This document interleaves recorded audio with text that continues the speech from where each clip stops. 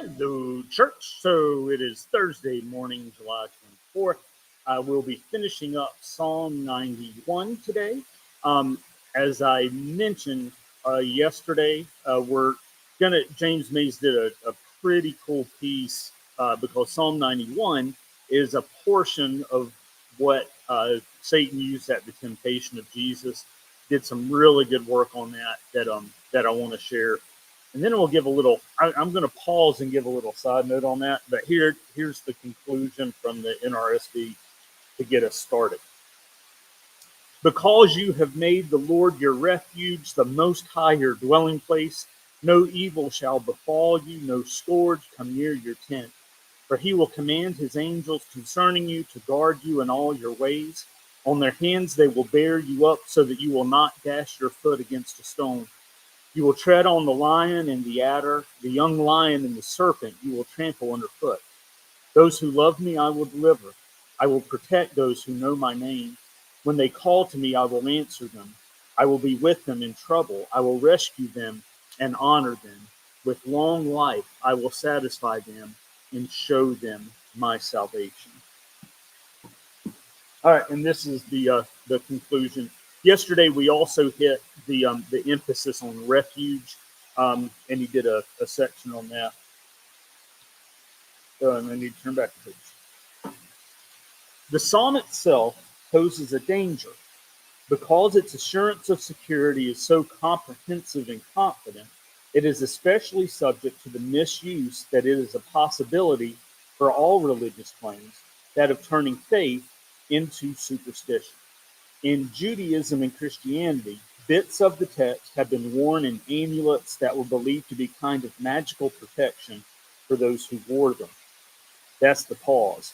I remember having a conversation with Kathy Beeler several years ago, but she was talking about a Pennsylvania German tradition of having, and it might even have been Psalm 91 or an assortment of scriptures, but sending military personnel and having them keep these in their these writings in their pockets. I can't remember the word for that, and I'm going to be asking Kathy about it next time I see her. All right.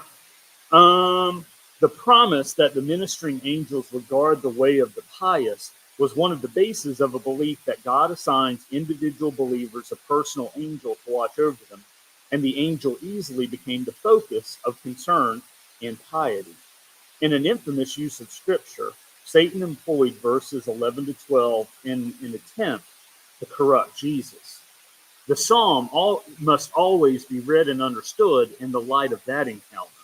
Satan placed Jesus on the pinnacle of the temple and challenged him to jump off to test God's promise that the angels would bear him up. The temptation was to take the promised protection of God into the control of his own will and act. That would have shifted the power of the promise from the free sovereignty of God to individual willfulness.